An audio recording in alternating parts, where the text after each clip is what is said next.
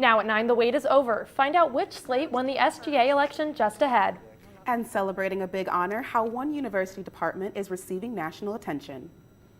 Spring starts tomorrow, and I know we're all very excited. I will have more on your first full week of spring coming up in my full forecast. From the heart of Ball State University, live from the Unified Media Newsroom, NewsLink Indiana starts right now. Good evening, everyone, and thanks for being with us. I'm Zoe Duiggins. And I'm Katie McDonald. Our top story tonight, the final slates Elevate and Empower campaigned for the last 3 weeks in a runoff election, and the results are in. NewsLink Indiana has you covered tonight. Let's start with NewsLink Indiana's Camille Breck. She has the winning slate's reaction tonight. Camille? Thanks, Katie and Zoe. Elevate found out that they won the student government runoff election just a few minutes after 5 o'clock this afternoon. Elevate got 52.52% of the votes, making it a tight race against Empower. I was with Elevate when they got the phone call signifying the end of the SGA runoff election, but a win for the slate. Tonight, we're taking a look at Elevate's celebration and Empower's reaction to the end of the campaign. Nerves came first. I can't just lie and be like, I'm not nervous at all. Yeah, I'm a little nervous. While waiting for the phone to ring. Yeah, it sounds all the way up. Student Government Association runoff election results were coming for both slates. Hello? Elevate won the SGA runoff election. We won! Aiden Medellin is the newly elected student body president. He's been confident in his slate from the start. I've said from the beginning that I wanted the winning team, and to know that we do have the winning team now, and we're here, and we're finally the next executive slate for SGA. I think it speaks to the confidence I've had and just like how much work we put into it. Although the other slate, Empower, didn't get the news they wanted today, there are no hard feelings. None of us are really upset about it. We're just ready to, go back to, finishing off the school year strong. Julian Zimmerman, who was the presidential candidate for Empower, is proud of the hard work put into the race. It was a great election, and we're just happy that we made it this far and that it was such a close race. And Elevate has plans to celebrate tonight. We definitely will be going and getting dinner and just like celebrating the work that and this achievement that we have now. The new student body president assured me the momentum Elevate had during their campaign is not going anywhere. The slate plans to continue their enthusiasm when they begin their term as government for the student body. As for Empower, Zimmerman said he enjoyed his campaign experience. Zoe and Katie, he says he still wants to pursue a career in politics after he graduates. Thanks, Camille. Inauguration for the Student Government Association is on April 18th at 3:15 in the Student Center, Cardinal Hall B. To keep in touch with what Elevate is doing for the student body, follow them on social media. Their Instagram handle is elevate.2019 and their Twitter is 2019elevate. And while this is Ball State's centennial, it's the 33rd year celebrating a week for women. The campus is holding a number of events to honor Ball State women. Today was centered around a panel recognizing the Ball family women. Panelists discussed historical contributions of the Ball sisters. Doctoral assistant for Women and Gender Studies, Ashley Bingham, hopes to focus not only on recognizing women of the past, but opening up opportunities for women in the future. Bingham says there's room for change, hoping for a more equitable future. She's passionate about bringing attention to social justice and believes these events are key to informing the community. So I get to organize Women's Week every single year for the past 5 years and bring some awareness and highlight issues for students who otherwise wouldn't come across them. And for more information on the upcoming events celebrating Women's Week, check out Ball State's Facebook page. March is Disability Awareness Month, and Ball State was recently ranked #1 for their accommodations. NewsLink Indiana's Marley Thomas talked to Disability Services about their achievement. Ball State University's Disability Services is being nationally recognized. College Magazine ranked the campus #1 for their services for physically disabled students. Courtney Jarrett, the Director of Disabilities at Ball State, is honored to have a big recognition. While we don't do the work that we do for recognition, it's nice when outsiders see that what Ball State is doing is really important and recognizes us in that way, which is great. So the Department of Disabilities works close with a variety of departments on campus to give the students the appropriate accommodations. Each student with a disability registers with the department. Some of the specific accommodations include dining plans and housing options, and also various accommodations in the classroom. Jarrett enjoys being able to not only help students, but to also see them break stereotypes. People with disabilities in general are often told that they can't do things for whatever reason. And what's great about the folks that are registered with my office are that they defy that stereotype every single day. Lexi Westerfield is one of the 1,000 students who works closely with the department. She came to Ball State in the fall of 2016 dealing with visual impairment. Now she says her condition has worsened. She uses a wheelchair and is extremely thankful for everything the department has done. They supported me and have supported me through a condition that we don't know much about. Jarrett says Ball State has a long tradition of being known as a physically accessible university. In Muncie, Marley Thomas, NewsLink, Indiana. If you would like more information regarding the disability accommodations the university can offer, go to bsu.edu/disability services. On the website, you can also find information regarding the events during Disability Awareness Month. Now, Zoe, this weather has been a little tricky for me this past week. I don't know whether to wear a coat or wear shorts. I'm kind of confused. How about you? No, I absolutely agree. Some days I feel like I've had to wear a winter coat, and then other days I feel like I could wear shorts, and half the time I leave in the morning and I'm freezing, and then I get home and it's sunny and it feels like I could have worn shorts and a t-shirt all day. Exactly. Well, So hopefully Morgan can tell us a little bit more about that. What have you got for us, Morgan? Yes, thank you, Zoe and Katie. This is actually the last day of winter, luckily. Tomorrow is our first day of spring, and yes, like you said, we are in that transition season where our highs today were in the 50s, and then the mornings, it's definitely a lot chillier. Now, around here, our high was 50, and actually, we are on average for this time of year, which is something we haven't seen in quite a while, but we definitely did not get up to that record high of 83 that was set back in 2012. Now, overnight, we have a system coming in that is going to bring some definitely cooler temperatures. We're going to be cooling down to those mid-30s, and I will have more in my full forecast that's coming up in just a little bit. President Trump welcomed the president of Brazil in Washington today. During their White House meeting, Trump also launched into a series of attacks on various targets. those attacks included the media, social media, and the late Senator John McCain. CNN's Abby Phillip reports. President Trump today finding common cause with a man known as the Trump of the tropics. It's been a wonderful time getting to know you. Relishing Brazilian President Jair Bolsonaro's adoption of his attacks on the media. I'm very proud to hear the president use the term fake news. And using the White House as a backdrop for the airing of more grievances against a host of perceived enemies, including big tech companies. Something's happening with those groups of folks that are running Facebook and Google and Twitter. And I do think we have to get to the bottom of it. It's very fair. It's collusive. If they're conservative, if they're Republicans, if they're in a certain group, there's discrimination. Good afternoon, Senator. And once again, going after late Senator John McCain, using his Oval Office meeting to continue a series of attacks that began over the weekend. No.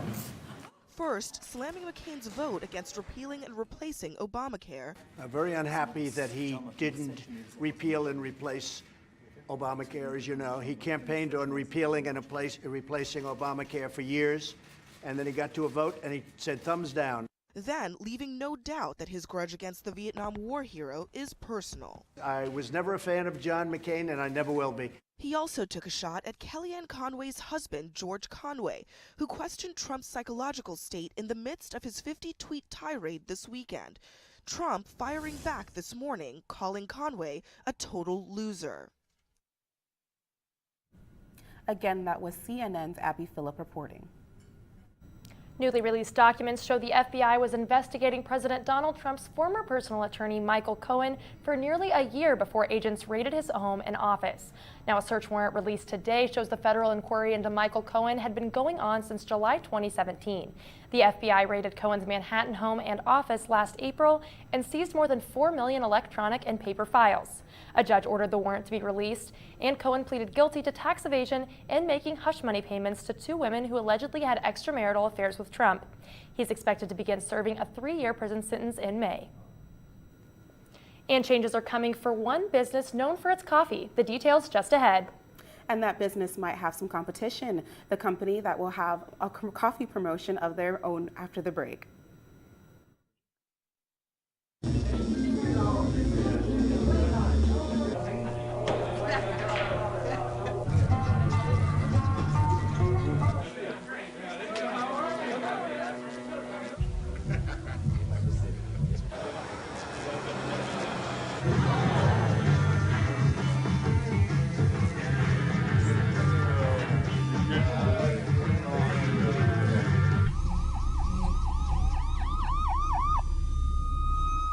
No more, he didn't mean it. No more, she seems fine to me. No more, not my problem. No more, she was drunk. No more, he was drunk.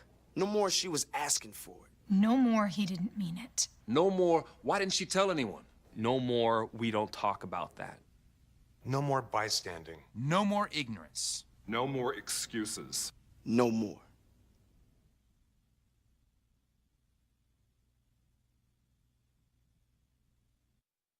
So, I just moved in with this family, and it's embarrassing. The little one, he likes to go outside and crawl around in the giant litter box. I don't know what he's doing. I mean, I was born and I knew how to use the litter box. Look at that! That's disgusting! Oh, poop already! You're making me nervous. Oh, okay, I can't look at this anymore.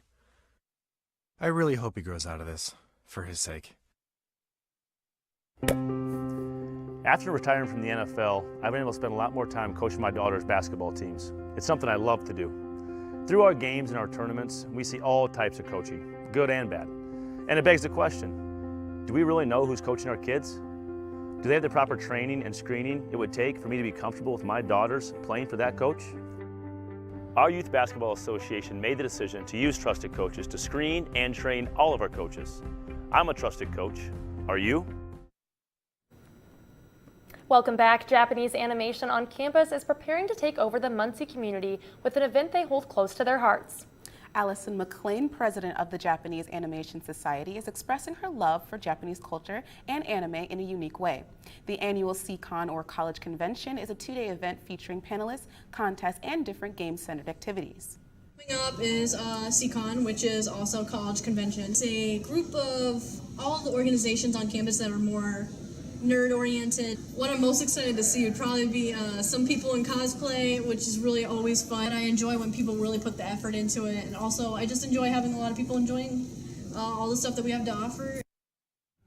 The event takes place Saturday, March 30th and Saturday, March 31st in Whittinger Business Building. If you want to participate, there is a $5 entry fee. For any questions, and all questions, feel free to email jasat@bsu.edu. People fill up their tanks at Circle K gas stations all over the country, but in Tucson, Arizona, many have to choose a different station. Some of its stations have run out of fuel, and the company says it could be several more days before they're back to full capacity. They say they could always go down the road to a different station. The next one's probably about 5 minutes down the road. I mean, it's not much, but it's still annoying if you're on your way home and there's no gas. Circle K says in a statement they're working hard to get its fuel supply back to full capacity as soon as possible. We apologize for any inconvenience to our customers and thank them for their patience. Starbucks is making changes to its membership program, and coffee fans are expected to love it. Members in the U.S. and Canada will be able to collect rewards quicker starting next month. The program will also give more choices when redeeming stars. The changes will allow members to get different prizes for different amounts of points. Starbucks will roll out the new membership program on April 16th. The home of the Whopper wants to be your new home for hot coffee.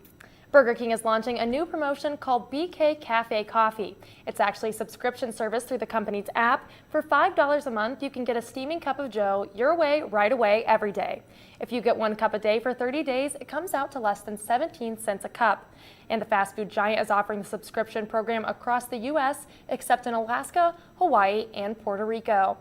And now what I'm seeing from these temperatures, it seems like I'm going to be able to switch to iced coffee now soon. So What can you tell us, Morgan? Yes, winter is finally leaving us. Tomorrow, first day of spring, but you can see on that radar we've got a system over to our west that is making its way towards Indiana, and we can expect some rain with that, and I'll time that out coming up in my forecast after the break. For those who serve today and those who served before them, for those whose sacrifice will never end, the Gary Sinise Foundation shows its gratitude through entertainment, outreach, and life-changing support. We can never give enough, but we can always give a little more. Find out how you can donate at GarySiniseFoundation.org.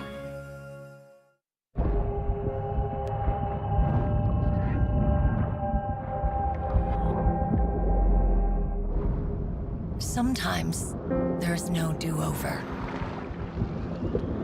Some things you can't rewind. That's when an extra safety step could mean the difference between a close call and a call to 911. Simple steps save lives. Learn more at poolsafely.gov.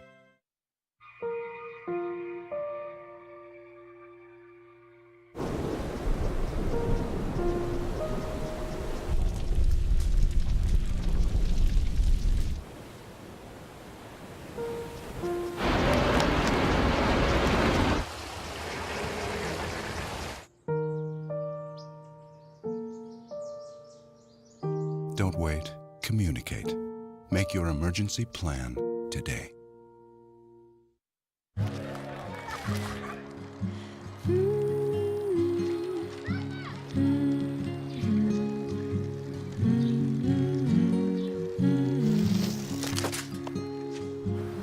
Of all the things you've done with your bike, donating it to Goodwill may be the most incredible of all.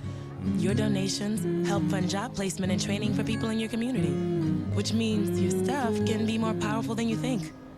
Goodwill. Donate stuff, create jobs. Welcome back to NewsLink Indiana. Now, I hear that it's an exciting week in weather, and I hear that it's even a newsworthy week in weather. What have you got for us on that? It is actually severe weather and flooding preparedness week, and we're going to actually start with a little quick reminder of a watch versus a warning when it comes to being in a weather scenario. Now, a watch is when you have a likely conditions for whether you have a severe weather on the way, while a warning, you will have to take action immediately as that severe weather has made its way into the area and you are in a line of fire and in danger. So definitely take action, seek shelter for that. So that is just a little touch up on watches versus warnings. Now taking back to our local routes in Indiana, all over the state right now, current temperatures were in those mid to lower 40s, and up in Fort Wayne, 37 degrees, so we're definitely cooling things off tonight now here in Muncie. Right now we are feeling about 42. Those winds are calm and they're going to stay calm overnight tonight, where we're going to be dropping down to our low of 33 degrees. See, those winds are going to be pretty calm, but we're going to have that system coming in. That was over to our west, that low pressure system. It's going to bring some clouds and even into tomorrow, some rain. But tomorrow is our first day of spring. Some exciting news about that, March 20th. And we'll hopefully be seeing some spring-like conditions later in the forecast. Now, for tomorrow, we're going to time this out for you as well. Afternoon showers, a high of 48. Those winds are going to increase to 5 to 15 miles per hour coming from the south-southwest. Now, those showers are going to be more prominent in the afternoon, but let me time this out for you. Those clouds are going to come in. Into the early morning, you might see some scattered showers, but we're going to be more prominent to see the heavier rain through these afternoon hours, and then through the evening, maybe some scattered showers, but we're going to be clearing out into the rest of the day. So for your 7 days, we definitely have a lot of sunshine. Now on Thursday, we will be cloudy as the system is making its way out of the area, a high of 45 degrees. And then on Friday, partly cloudy conditions, a high of 44.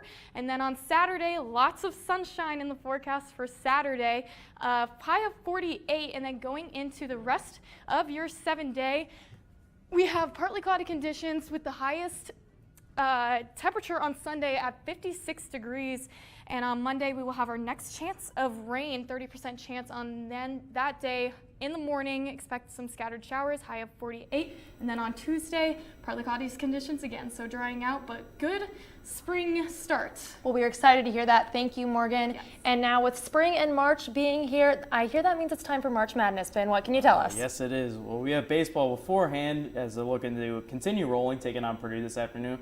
But we also have who you should be picking in your March Madness bracket. Stay tuned. Isn't this perfect? It was my pleasure. May I? Adam, I can't thank you enough for saving me from that sweepstakes scam. I could have lost everything. It was a classic cat and mouse game. Remember, you never have to pay to play. You're my hero. Oh. After all these years. What's the matter, Adam? Cat got your tongue? Sure, I look cute now, but when my owner lost his job, it was rough. I was living on the street, and one night, me and this Cocker Spaniel got into it so bad, I wound up looking like an ice cream cone.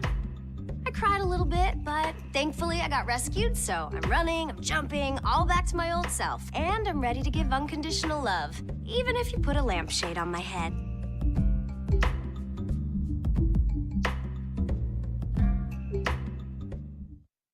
I'm a teacher. Let me tell you what I make.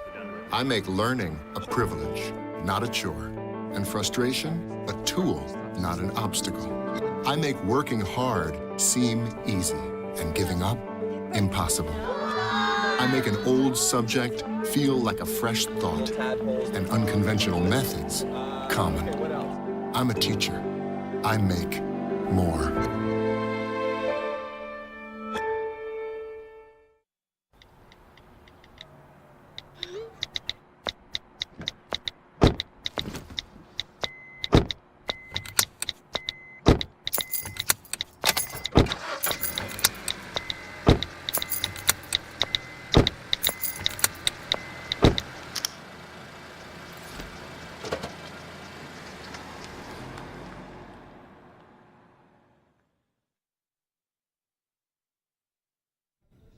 Welcome back to NewsLink Indiana. I'm Ben Shern with sports. Coming out the win against Dayton on Saturday, Ball State baseball team looks to continue their momentum against Purdue Tuesday at home. NewsLink Indiana's Blake Dollier was there for every pitch. Ball State played host to Purdue right here at First Merchants Ballpark this afternoon, looking to capitalize off Saturday's win over Dayton. Head coach Rich Maloney was pleased with his pitchers as they held Purdue to just 3 hits all afternoon. First of all, our 4 pitchers were outstanding. I thought everyone that we put into the game there was great. I thought Chase McDermott looked really good. I thought Brendan Burns settled into it real nicely. And then Nick Floyd was outstanding again, 2 games in a row. And then obviously Kyle did great. So I thought that's where it all started. Not only did the strong defense contribute, but getting the offense going right off the bat fueled the fire for the Cardinals. Putting the ball in play with 2 strikes, we've been doing a lot better job with that. Making things happen, laying off stuff in the dirt. So we've been improving in that, and we've been hitting a lot better and putting runs on the board. As the team looks forward to MAC play, protecting home field advantage down the stretch is of utmost importance. Well, it's always good wanting to guard your house. So you want to win at home, obviously. You want to win everywhere, but at home it's important. And beating a Big Ten team like Purdue, who was in the NCAA tournament last year, is big for our program. One win may not dictate the outcome of a team's season, but a little momentum can go a long way. Just stick with it, stick with the plan. Like I said, don't try to do too much or force anything. Just keep it rolling, keep the momentum going and the energy up, and I think it'll be a really good year if we keep playing like this. In Muncie, Blake Dollier, NewsLink, Indiana. Ball State will look to defend its unblemished home record tomorrow against Purdue Fort Wayne. The first round of the NCAA tournament kicks off tonight with 2 play-in games. But don't worry, there's still time to fill out your bracket before the round of 64 starts on Thursday. And taking a look on the screen, we have the games that you should be on upset alert for. One to watch out that the experts do not have is 12-seed Liberty over 5-seed Mississippi State. Liberty finished 14-2 in their conference while also being an effective shooting team. Plus, picking a 12-seed over a 5 is a must for your bracket.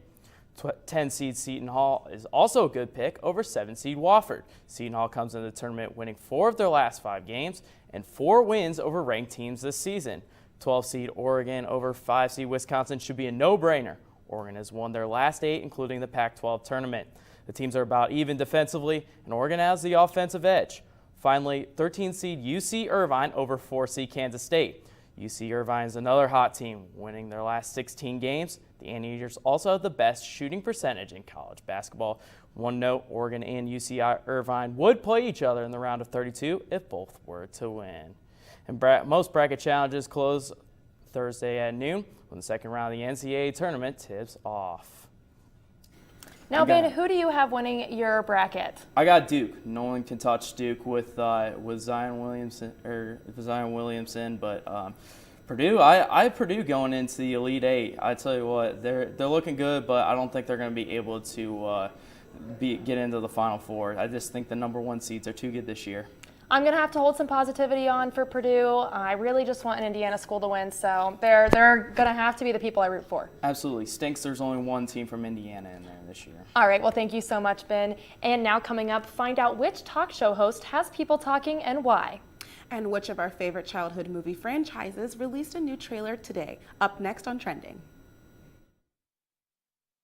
Hey, did you know 2.4 million loving cats and dogs in shelters and rescues need our help to find a home? Let's go to theshelterpetproject.org and meet a few who are in a shelter near you. Harlow, oh, she's one great listener who loves to hear all your stories. My kind of cat.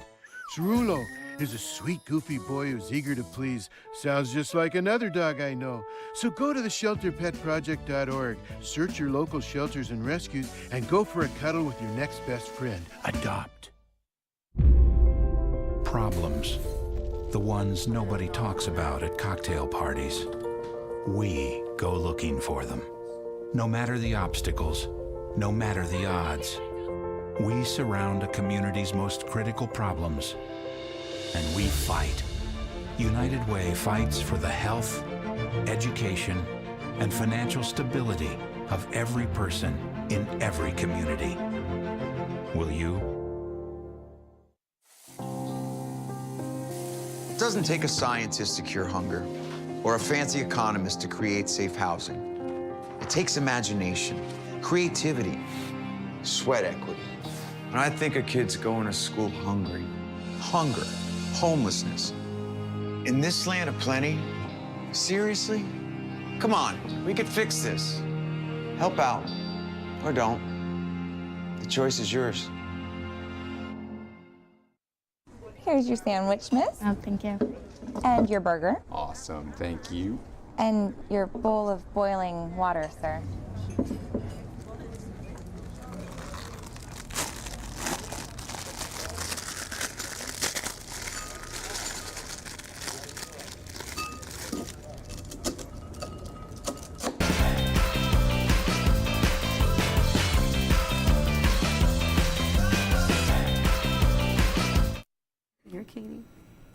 And welcome back. And now it's time for us to take a look at what's trending. And joining us now is NewsLink Indiana's Katie McLaughlin. What do you have for us, Katie? Yes, hello. So we have always known Wendy Williams to be very public with her thoughts and very open with her private life. However, no one saw the announcement she had coming on the Wendy Williams show today.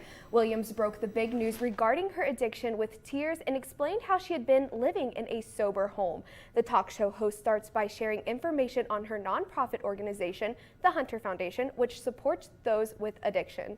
She wanted to let everyone know, regardless of how she appears on her successful show, she has her own struggles. Take a look as she breaks the news.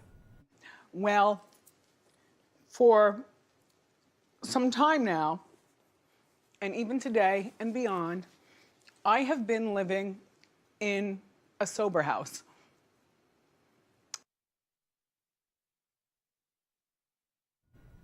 And in Buzz lighter news, the full trailer for Toy Story 4 was released today. It has been 9 years since we have went on an adventure with Woody and Buzz, and I think it is safe to say we are all ready for this next one. Co-star Tom Hanks, or better known as Woody, warns us that this movie will be more emotional than the past 3. He says the emotional range of the movies has become more and more deep and profound and affecting. We will all get to see what Hanks is talking about when the movie hits theaters on June 21st. And let me tell you guys, I am excited for this movie, so. Yes, I'm so excited for this movie. Well, thank you so much, Katie. All right, and now let's take a final look at weather with Morgan. Yes, with your first full week of spring, we're going to see a lot of sunshine coming this weekend after Wednesday. We will have that system move out, and then on Monday, we'll have a next chance for rain, and after that, some drier weather again. So some nice weather coming up. Thank you, Morgan. And now that's all tonight for NewsLink Indiana. Be sure to join us again tomorrow at noon, streaming live on the NewsLink Indiana Facebook page. And for news anytime, anywhere, go to ballstatedaily.com. Have a great night.